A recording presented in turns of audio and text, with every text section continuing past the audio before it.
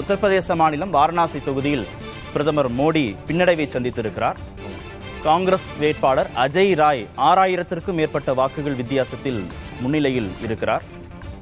ஏற்கனவே தபால் வாக்குகள் எண்ணப்பட்ட சமயத்தில் பிரதமர் திரு நரேந்திர மோடி முன்னிலையில் இருந்தார். தற்போது உத்தரப்பிரதேச மாநிலம் வாரணாசி தொகுதியில் பிரதமர் மோடி பின்னடைவை சந்தித்திருக்கிறார்.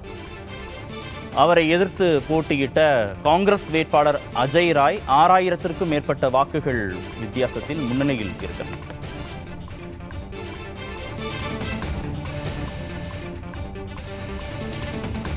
டால்பின் 6000ங்கிறது ஒரு பெரிய நம்பர் தான்.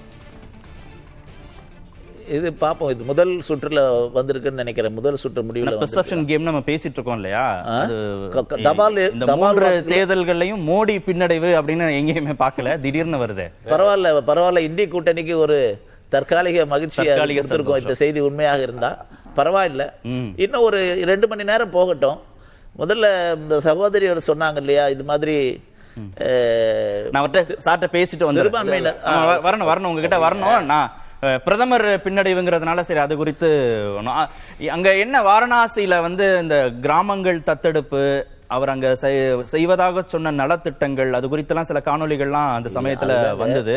அது எல்லா தொலைக்காட்சிகளுமே அதை வந்து காட்சிப்படுத்த வரையில அது வரலாறு ப்ராமிசஸ் வந்து பூர்த்தி பண்ணல. அதன் இம்பாக்ட் நீங்க வாரணாசியை பொறுத்த வரையில ஏற்கனவே காசிக்கெல்லாம் சென்று வந்தவர்களுக்கு தெரியும் அதனுடைய பழைய நிலவரம் என்ன, இன்றைக்கு எந்த அளவுக்கு அது டிரான்ஸ்ஃபார்ம் ஆயிருக்கு, புதிய பொலிவோட அந்த வாரணாசி மாறி இருக்கிறது. வாரணாசி தொகுதியில தொகுதியே சொல்லவே இல்லை, அவர் ஒரு கிராமத்தை தத்தெடுத்தார்ல, அந்த கிராமத்துல இருக்கவங்களே இன்னொரு காணொலியில சொல்லியிருக்காங்களே, இந்த கிராமத்துல இந்தந்த வசதிகள் எல்லாம் பிரதமர் வந்த பிறகுதான் வந்திருக்கு. இன்னொன்னு காணொலி வந்திருக்கு, அதுவும் நம்ம பார்த்திருக்கோம்.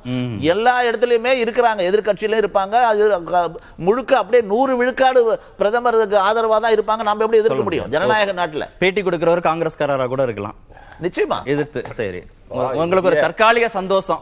இல்ல, பிரதமர் தற்காலிக சந்தோஷப்படல. இது இப்படி ஒரு செய்தி ஊடகங்கள்ல வருமானு இந்தியா கூட்டணியில கூட நாங்க நினைக்கல. அந்த அளவுக்கு ஒரு அதிர்ச்சி செய்தி தான் இது. இந்த மோடி பின்னடைவுன்னு ஒரு செய்தி வருது பாரு. மோடி உச்சகட்டம். அதாவது அவர் வந்து அவருடைய நரேட்டிவ், அவர் பேசிய பிரச்சாரம், இதையெல்லாம் பார்க்கிறப்போ அப்நார்மல்னு சொல்லுவாங்க. இது வரைக்கும் 18வது தேர்தல், பல பிரதமர்களை நாம் பார்த்துருக்கிறோம். எந்த பிரதமரும் இவ்வளவு தரம் தாழ்ந்து மக்களை மத ரீதியாக பிளவுபடுத்துவதன் மூலமாக ஆட்சியை கைப்பற்றலான்னு நினைச்சாரே தவிர கொடுத்த வாக்குறுதிகளை நிறைவேற்றி சாதனைகளை சொல்லி ஓட்டே கேட்கல. ஏப்ரல் 10 நிமிஷம் வரைக்கும் மெஜாரிட்டியை கடந்தாச்சு. இது எல்லாம் நான் ஒன்னும் கொஞ்சம் நேரம் ஆகட்டும். உப்பியே பின்னடைவுன்ற ஒரு செய்தி வருது. இன்னும் போக போக நிறைய பின்னடைவுகளை பாஜக பார்க்க போகிறது. ஒன்று அப்பீஸ்மெண்ட் ஆஃப் மைனாரிட்டின்னு நண்பர் சொன்னார். ஏன் அப்பீஸ்மெண்ட் ஆஃப் மெஜாரிட்டி பண்ணுறோம்? நீங்கள் அதானே பண்ணுறீங்க. அதை பண்ணிட்டு ஓட்டு வாங்குறது வந்து லாஜிக்கா? மைனாரிட்டி அப்பீஸ் பண்ணி ஓட்டு வாங்குறது லாஜிக்கா? இதில் என்ன லாஜிக்? இந்த வாதமே எனக்கு புரியல. அவர் மோடி என்ன பண்ணுறாரு, எங்களை மைனாரிட்டியோட கிளப் பண்ணி எங்களை ஐசோலேட் பண்ண பார்க்குறாரு. 80:20 மெஜாரிட்டி. அவர் பிரச்சாரத்தை பார்த்தீங்கன்னா இன்ஃபில்ட்ரேட்டர் யார், அதிக பள்ளிகளை பெற்றவர்கள் யார்? ஒரு பிரதமர் பேசுகிற பேச்சா? 140 கோடி மக்களுக்கும் பொதுவாக இருக்க வேண்டிய ஒரு பிரதமர் மக்களை வந்து மத ரீதியாக, அதுவும் சிறுபான்மை மக்கள், அவர்கள் வந்து 20% 15% இருக்காங்க.